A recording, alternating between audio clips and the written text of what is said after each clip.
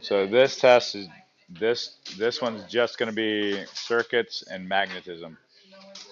Test after that's just everything E&M.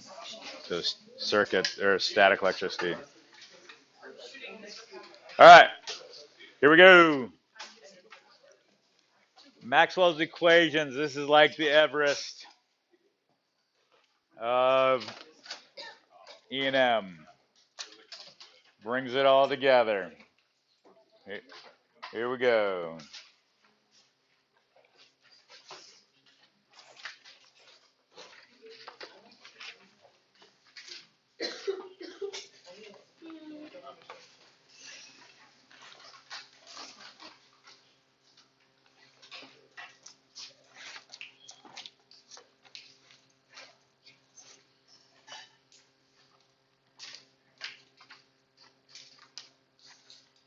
Tell your neighbor.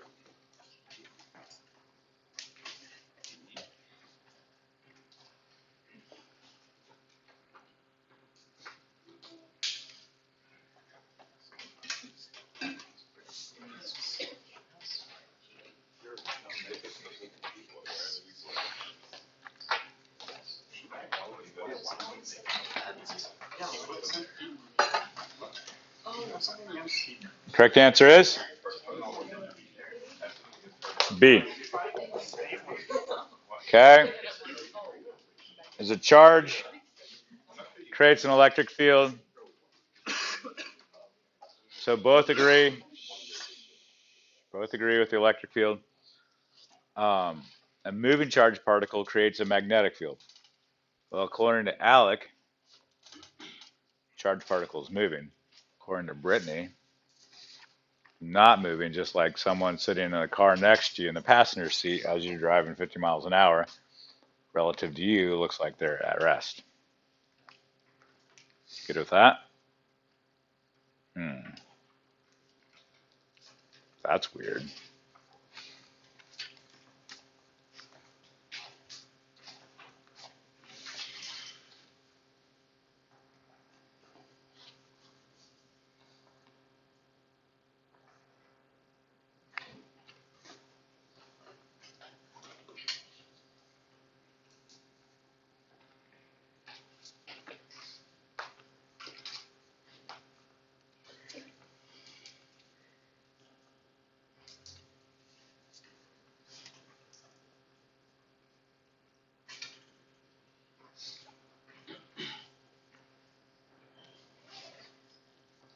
Correct answer kind of has to be B, right? I mean, that's just weird. Okay, so B. Yes, B is true. Okay. But what kind of force is it? So,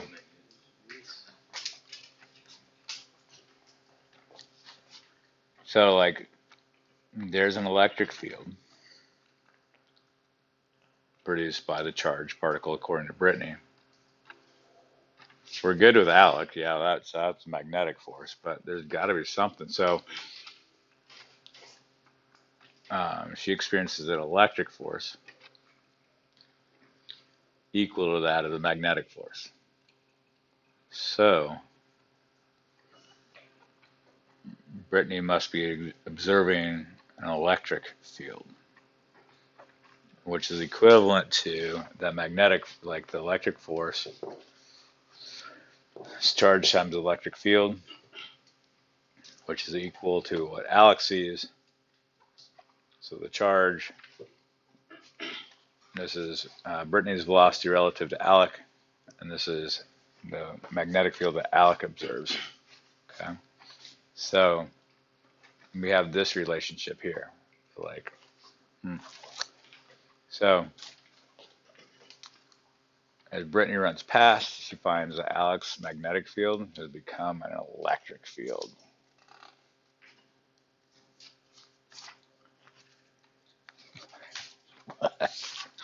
Can't just do that. Okay, whether a field is seen as electric or magnetic depends on the motion of the reference frame relative to the source of the field. So I don't know if you've ever heard like people say like it's magnetic wave or electromagnetic force. Like which one is like is fundamental forces in nature. There's four of them at the moment that we know of: strong force, weak force. Those are subatomic. Then there's electric force and gravity. Gravity we're down with, okay? But electric force is like we never really said magnet force, but that's a whole nother thing. But really it is electromagnetic force because of this. Crazy. Okay. So how it transforms, don't worry about writing this equation down, just listen. Okay. Um, so we've got it's relative to frame of references. Um, so these fields are measured by the same point by experimenters, observers that are at rest in a frame of reference. So Coulomb's law is still a valid. Um, we're good with that. Like that's rock solid. But the Biot-Savart law for a magnetic field for a moving charge is actually Coulomb's law for a stationary point. If we're employing this stuff, which is crazy. Okay, so there's a single electromagnetic field that represents the multiple facets of this. Okay, depending on if you're moving or not. Okay, so we're gonna step through. These are the. I'll just tell you the punchline. Maxwell. The reason why we call these Maxwell's equations is because he was the guy who like said, "Hey, you know what? This collectively describes electromagnetism." Okay, so the first one is Gauss's law. Okay, so there's nothing here that you haven't seen. Static electricity. Okay, uh, the flux in this area is equal to the enclosed charge over epsilon naught. Okay, usually we draw a sphere, but it doesn't have to be. Okay, this is usually your 4 pi r squared. You look at your electric field. Okay, there's a Gauss's law for magnetic field. Okay, if you have this enclosed charge, um,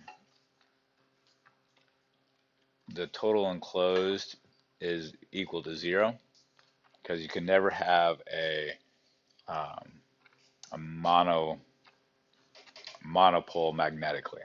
You always have like a north or south or an in or an out. The line, this would be positive flux, this would be negative flux. Okay, so here the total enclosed flux for this is going to be equal to 0 always. Good with that? This has to be a um, closed surface, and that's 3-dimensional bubble, not Lenz's law, Gauss's law. Good? Okay, that's number 2. Number 3 is Faraday's law. Already talked about that. So this was new. We haven't seen that before.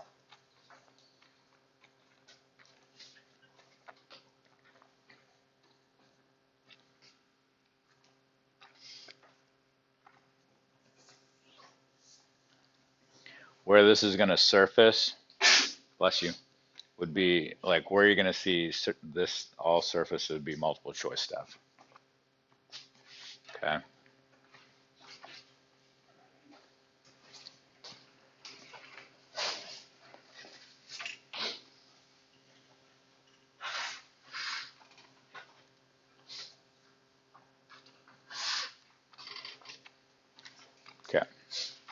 Third one, Faraday's law.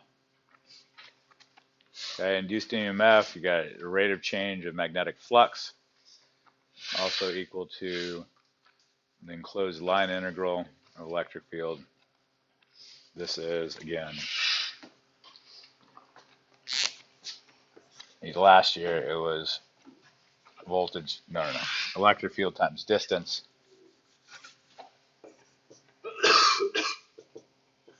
Ved.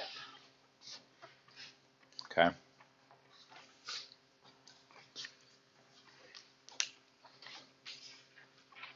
Okay. Before we get to the last one, we need to have a little background here.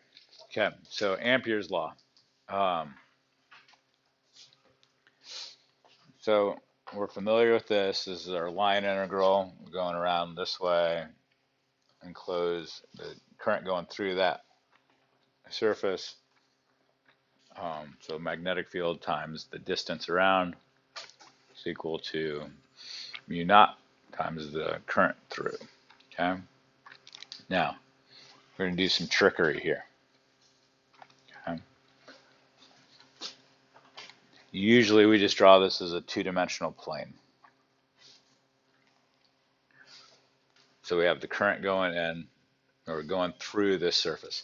There's nothing mathematically that is broken if we push that surface, kind of like making it three-dimensional, kind of bowl. You still get current going through. This still works fine with Ampere's law. That's not a, we didn't break anything. It's fine. Okay, it does not have to be two-dimensional.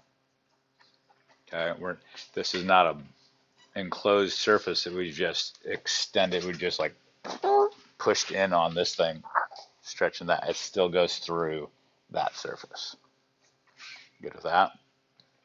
Even if we were like wrap this around, did this, the enclosed for this plane right here, it would be 0 because what goes in and then out subtracts those two. And over here, nothing penetrates that surface. Still 0. Okay, everybody good so far? We're just setting the stage for some craziness. So far, no craziness. It works. Great. But what happens if we start looking at a capacitor? Okay, and we do this bubble pushing thing. Here, if we just did this part here, this surface, we got current as this capacitor is charging, we got current going this way. Okay, it's going through. There's temporary current. But if we push that surface, there's nothing going through there. No current. Like, okay, so here it's not broken here, it's not broken there, broken. That makes sense? So either we broke it or it's incomplete. So to make it more complete, what we do is this. So the flux is electric field times the area. That's just straight up definition. Okay. And capacitor, electric field, is charge over epsilon naught times the area. We've established that a while back. So the flux is that field times that area, which knocks that to the area gets knocked out. So charge over epsilon naught. How are we doing there? Okay.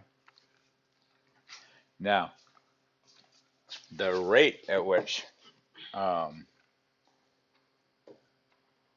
flux is changing is going to be equal to the rate at which charge is changing. And then you have that 1 over epsilon naught thing. That is current. What? Okay. And so we call it displacement current, this pretend current.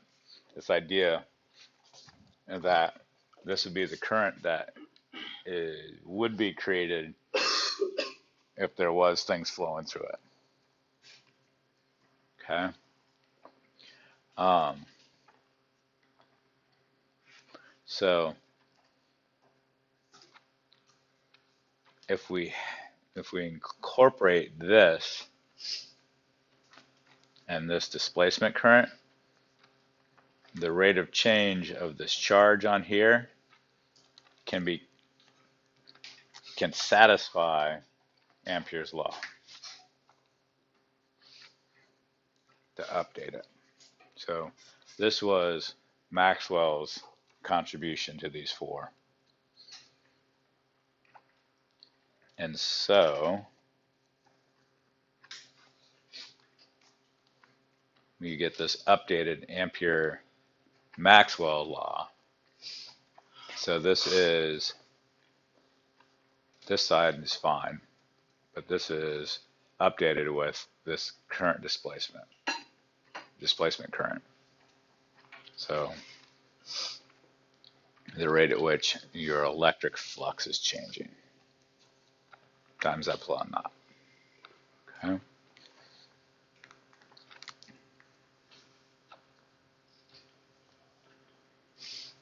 So the consequence of that is that magnetic field can be created by either an electric current or by changing an electric field.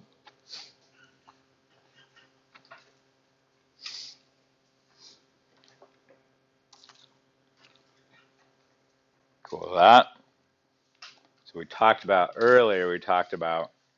how a changing magnetic field can create an electric field. Flip side of that is true. Changing electric field. Sorry. Nope.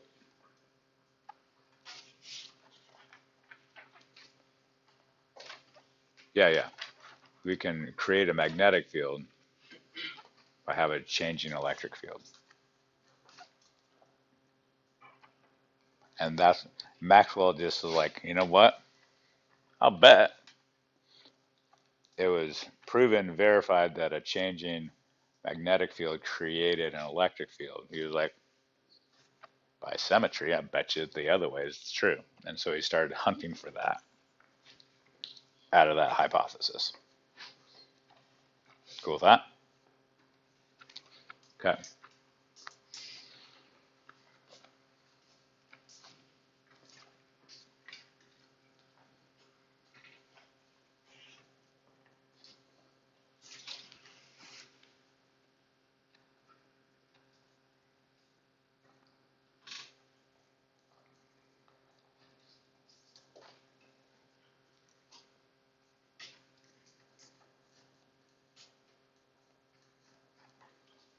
Correct answer is A.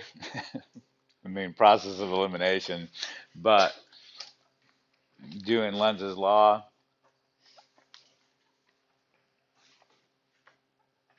cool. Okay, so an inductor can create like if you have a changing magnetic field that creates an electric field. If you have a changing electric field, that induces a magnetic field. Okay. So Maxwell gathered these four equations that relates to fields, and then I don't know if you ever heard of Lorenz's force, just in videos of physics and stuff. So this is the electromagnetic force. This is one of the four fundamental laws. Sorry, one of the four fundamental forces that we know of. Gravity is one. This one, strong force, weak force. Okay, and this is dependent upon if you're moving or not relative to stuff. So this this fixes Alec and Brittany's perspective. That takes that. Through that.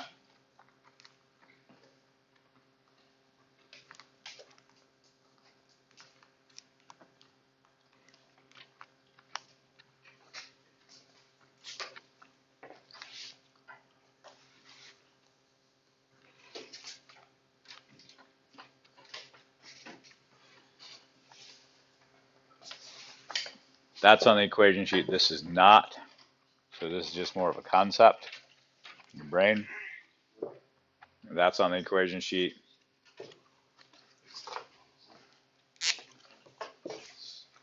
That's on the equation sheet, but that is not. Okay? Nope. Just have the idea.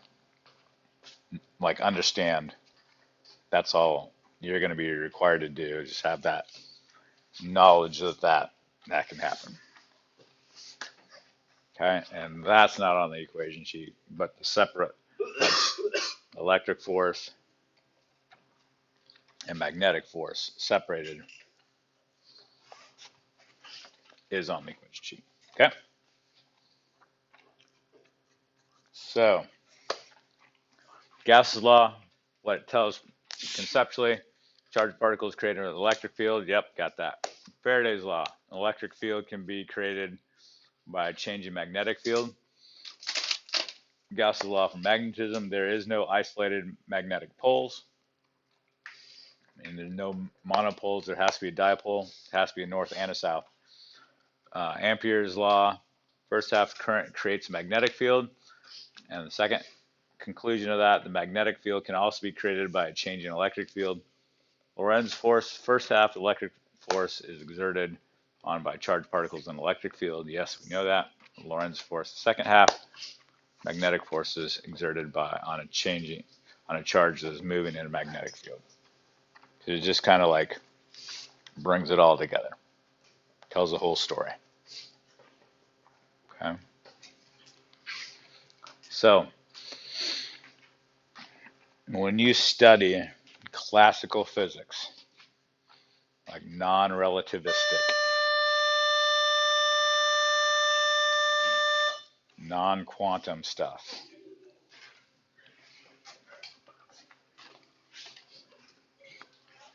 Newton's laws of motion, gravity, first and second laws of thermodynamics. Why this isn't included in the AP curriculum, I'm not sure. Probably because we ran out of time. And then Maxwell's laws. That would be the summation of everything you learned last year and this year. Crazy. Okay. So, electromagnetic waves are kind of like a combination of the two.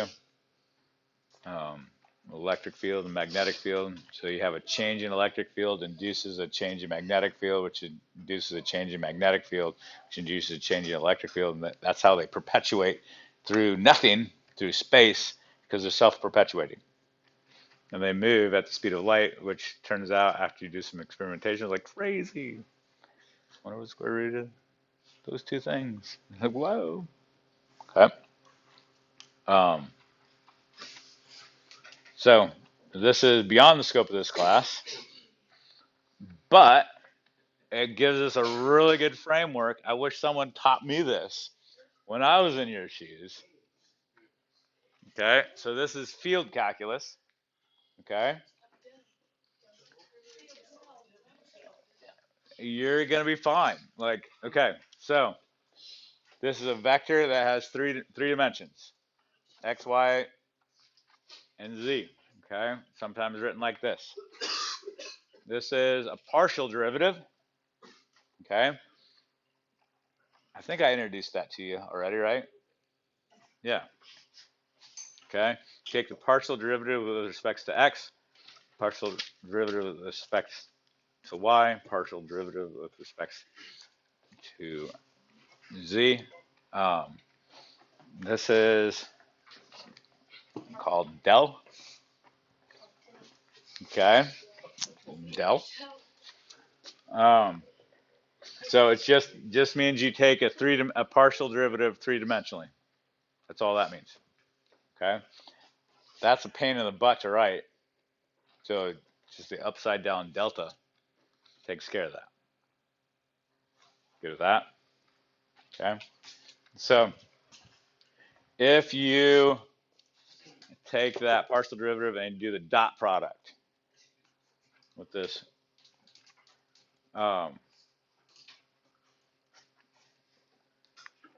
what this is called is the divergence, and I'll show you a video on that. So divergence means how much it goes outward.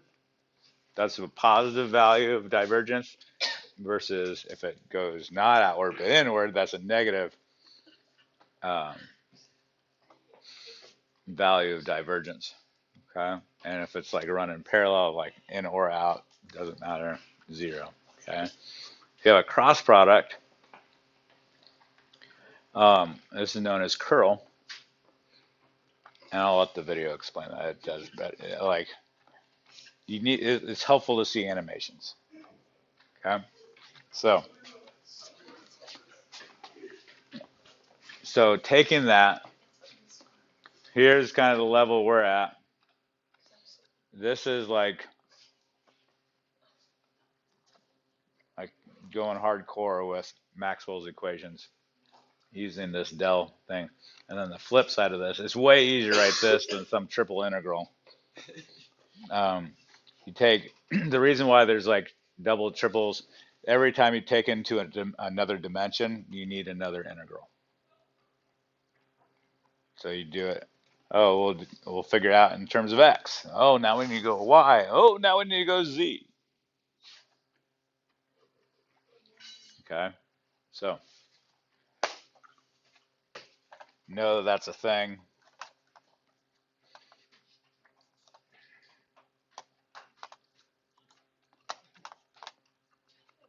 Did you guys watch this? I gave it to Mr. Gilmore. Like, this is an amazing video. So maybe he showed it to you already. And curl. To make sure we're all on the same page, let's begin by talking about vector fields. Essentially, a vector field is what you get if you associate each point in space with a vector, some magnitude and direction. Maybe those vectors represent the velocities of particles of fluid at each point in space, or maybe they represent the force of gravity at many different points in space, or maybe a magnetic field strength. Quick note on drawing these, often if you were to draw the vectors to scale, the longer ones end up just cluttering up the whole thing.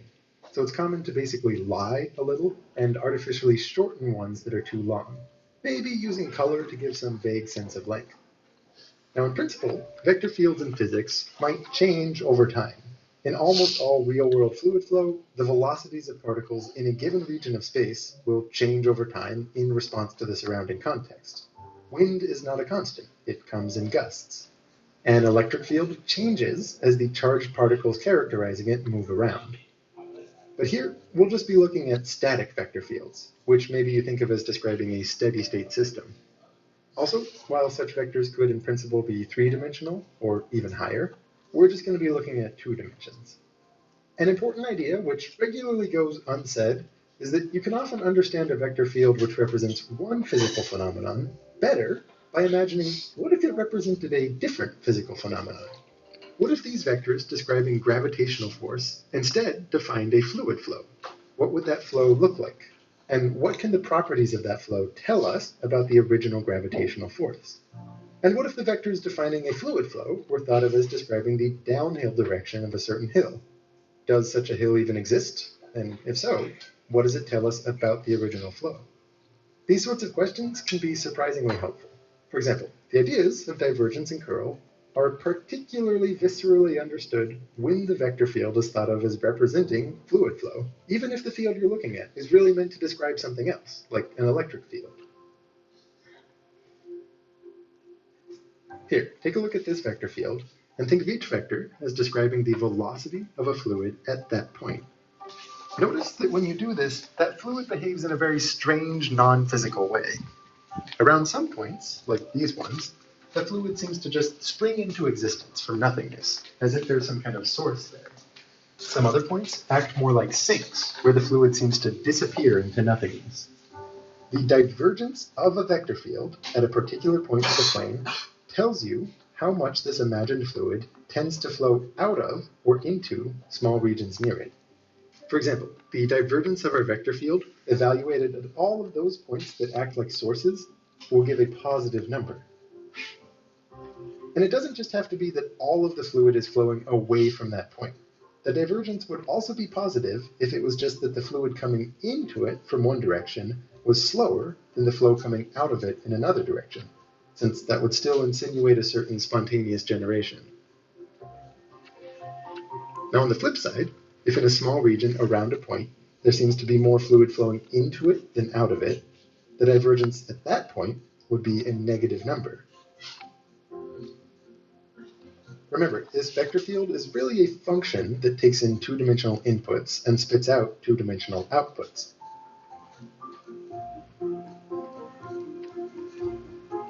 The divergence of that vector field gives you a new function, one that takes in a single 2D point as its input, but its output depends on the behavior of the field in a small neighborhood around that point. In this way, it's analogous to a derivative, and that output is just a single number, measuring how much that point acts as a source or a sink. I'm purposely delaying discussion of computations here. The understanding for what it represents is more important. Notice, this means that for an actual physical fluid, like water, rather than some imagined one used to illustrate an arbitrary vector field, then if that fluid is incompressible, the velocity vector field must have a divergence of 0 everywhere. That's an important constraint on what kinds of vector fields could solve real-world fluid flow problems. For the curl at a given point, you also think about the fluid flow around it, but this time, you ask how much that fluid tends to rotate around the point. As in, if you were to drop a twig in the fluid at that point, somehow fixing its center in place, would it tend to spin around? Regions where that rotation is clockwise are said to have positive curl, and regions where it's counterclockwise have negative curl. And it doesn't have to be that all of the vectors around the input are pointing counterclockwise or all of them are pointing clockwise. A point inside a region like this one, for example, would also have non-zero curl, since the flow is slow at the bottom, but quick up top, resulting in a net clockwise influence. And really, true proper curl is a three-dimensional idea, one where you associate each point in 3D space with a new vector characterizing the rotation around that point according to a certain right-hand rule. And I have plenty of content from my time at Khan Academy describing this in more detail if you want, but for our main purpose, I'll just be referring to the two-dimensional variant of curl, which associates each point in 2D space with a single number rather than a new vector. As I said, even though these intuitions are given in the context of fluid flow, both of these ideas are significant for other sorts of vector fields. One very important example is how electricity and magnetism are described by 4 special equations. These are known as Maxwell's equations, and they're written in the language of divergence and curl. This top one, for example, is Gauss's law, stating that the divergence of an electric field at a given point is proportional to the charge density at that point. Unpacking the intuition for this, you might imagine positively charged regions as acting like sources of some imagined fluid, and negatively charged regions as being the sinks of that fluid.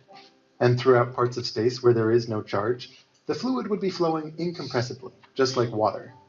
Of course, there's not some literal electric fluid, but it's a very useful and a very pretty way to read an equation like this. Similarly, another important equation is that the divergence of the magnetic field is 0 everywhere. And you can understand that by saying that if the field represents a fluid flow, that fluid would be incompressible, with no sources and no sinks. It acts just like water. This also has the interpretation that magnetic monopoles, something that acts just like a north or a south end of a magnet in isolation, don't exist. There's nothing analogous to positive and negative charges in an electric field. Likewise, the last 2 equations tell us that the way that one of these fields changes depends on the curl of the other field. And really, this is a purely 3-dimensional idea, and a little outside of our main focus here. But the point is that divergence and curl arise in contexts that are unrelated to flow. And side note, the back and forth from these last 2 equations is what gives rise to light waves. And quite often, these ideas are useful in contexts which don't even seem spatial in nature at first. To take a classic example. Yep. Cool with that. So, um,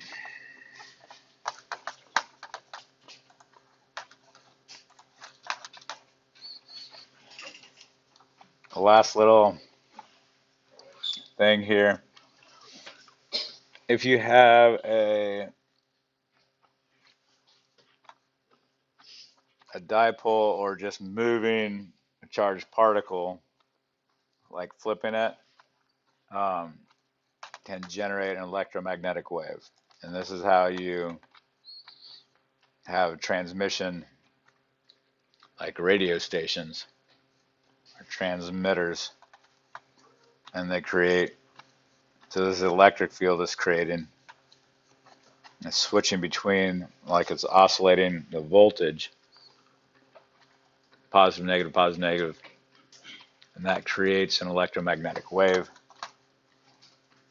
Um, so this is a old fat.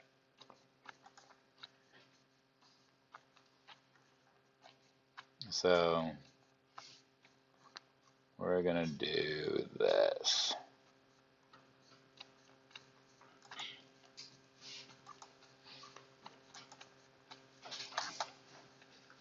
So here's the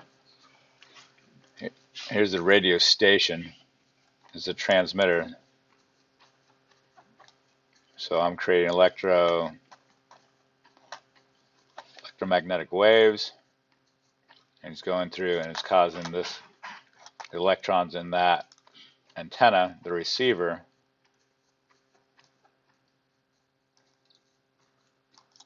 to oscillate. Um,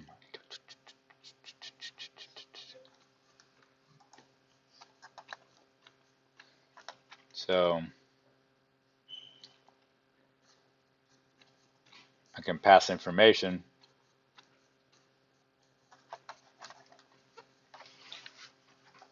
through electromagnetic waves, and this is how Bluetooth and Wi-Fi work. They're just different frequencies. There's higher frequencies, shorter wavelengths.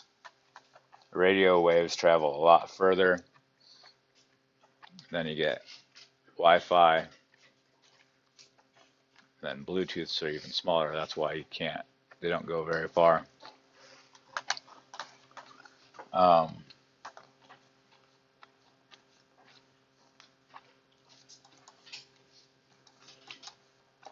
So if you looked at that in space, you have these fluctuating electric fields. They don't even bother to show the magnetic fields because it gets crazy. Go with that. So that's what we got.